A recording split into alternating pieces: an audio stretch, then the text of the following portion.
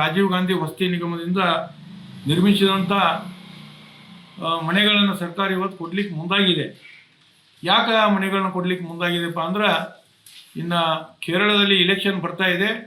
ಆ ಚುನಾವಣೆಯಲ್ಲಿ ಮತ ಬ್ಯಾಂಕನ್ನು ಗಟ್ಟಿ ಮಾಡಿಕೊಳ್ಳಲು ಈ AICC ಪ್ರಧಾನ ಕಾರ್ಯದರ್ಶಿಗಳಾದಂಥ KC ವೇಣುಗೋಪಾಲ್ ಅವರು, ಕಾಂಗ್ರೆಸ್ ಅಧ್ಯಕ್ಷರು ಮತ್ತು ರಾಹುಲ್ ಗಾಂಧಿ ಅವರನ್ನು ಓಲೈಸುವ ಸಲುವಾಗಿ ಇವತ್ತು ಸಿದ್ದರಾಮಯ್ಯನವರು ಈ ಕರ್ನಾಟಕ ರಾಜ್ಯದ ಜನರ ಏನು ತೆರಿಗೆ ಹಣವನ್ನು ಇವತ್ತು ಈ ಕೇರಳ ನಿವಾಸಿಗಳಿಗೆ ಕೊಡ್ತಾ ಇರೋದು ಭಾಳ ದುರ್ದೈವಿ ಸಂಕೇತನ ಹೇಳಿಕ್ಕೆ ಬಯಸ್ತಾ ಇದ್ದೀನಿ. ಅವರು ರಾಜೀವ್ ಗಾಂಧಿ ವಸತಿ ನಿಗಮದಿಂದ ನಿರ್ಮಿಸಿದಂಥ ಮನೆಗಳನ್ನು ಸರ್ಕಾರ ಇವತ್ತು ಕೊಡ್ಲಿಕ್ಕೆ ಮುಂದಾಗಿದೆ. ಯಾಕೆ ಆ ಮನೆಗಳನ್ನ ಕೊಡ್ಲಿಕ್ಕೆ ಮುಂದಾಗಿದೆಪ್ಪ ಅಂದ್ರೆ, ಇನ್ನು ಕೇರಳದಲ್ಲಿ ಇಲೆಕ್ಷನ್ ಬರ್ತಾ ಇದೆ.